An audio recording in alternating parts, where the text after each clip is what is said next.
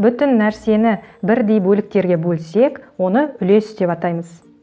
Мінекей бүтін алмұрт. Бір бүтін алмұртты екі бөлікке бөлдім. Олай болса, 2-ден 1 бөлік немесе 2-ден 1 үлес. Оны жарты деп те атайды. Бөлшек сан түрінде жазылуы 2-ден 1 бөлік. 3 тілде айтып көрейік. Үлес, доля, fraction. Үлес туралы түсіну үшін Сутеевтің алма ертегісін көрейік.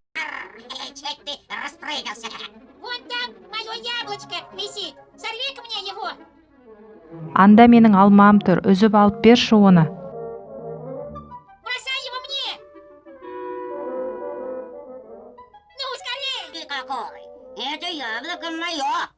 Кенеттен тұмсығынан алма кірпінің үстіне түсіп кетеді.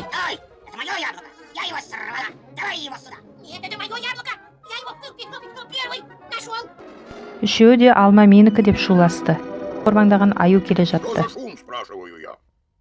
Бұл не шу? Ты, Михаил Иванович, в лесу самый большой, самый умный. Рассуди нас по справедливости. Каждый возьмет себе по кусочку. Алманы 4 тілімге бөлікке бөліп, ақылды шешім үйреткенің үшін саған рахмет, аю. Осылайша аю барлығында ренжітпей бір алманы 4 үлеске бөлуге көмектесті. Мінекей үлес бөлік деген осы. Егер бүтінді 2 үлеске, яғни бөлікке бөлетін болсақ, оны мынандай жазу, бөлшек түрінде жазамыз. 2-ден 1, астынан үстіне қарай оқимыз. Үлес, яғни бөлік, натурал сандарды бөлу түрінде жазылады. Бөлшек санда сызықтың астындағы бөлімі, сызықтың үстіндегі алымы. Бөлімі нәрсенің бөлінгенін білдіртсе, алымы нәрсенің алынғанын білдіртеді. Ал ортадағы көк түсті сызық бұл бөлу амалы. Бөлшек санда осылай қолданылады. Бөлшек сан бөлімін қара түсті сызықтармен, мінекей қара түсті бөлік. Бүтін алымын түрлі түсті А әріпімен белгілеп қойдым. Егер боялған бөлік десе, алымы қанша, соншасын бояймыз. Мұнда бөлік 3, міне қасын жазып қойдым, алымы 1, боялғаны 1. Мұнда қара сызық 4 бөлімі бар, алымы 1, боялғаны 1. 2-ден 1 бөлікті жарты деп атайды, 4-тен 1 бөлікті ширек деп атайды.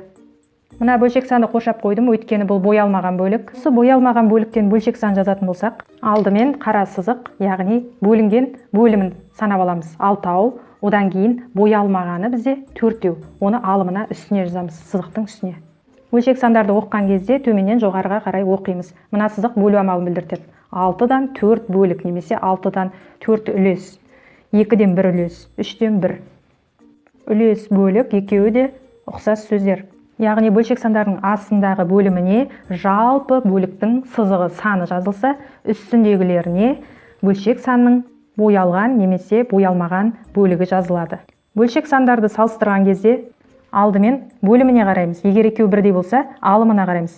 Қайсының алымы артық болса, соған қаратып артық кем белгілерін саламыз. Боялған, боялмаған бөлікке мән береміз. Мұнда бөлшек сандар боялған бөліктер, мына қоршаудағы боялмаған бөлік. Боялған бөлікті тап десе, алымына боялғанның санын жазасың, үстіндегі, сызықтың үстіндегісіне. Ал егер боялмаған бөлікті жазасы, онда үстіндегі алымына боялмаған жазасың, бос тұрған бөліктің санын жазасың.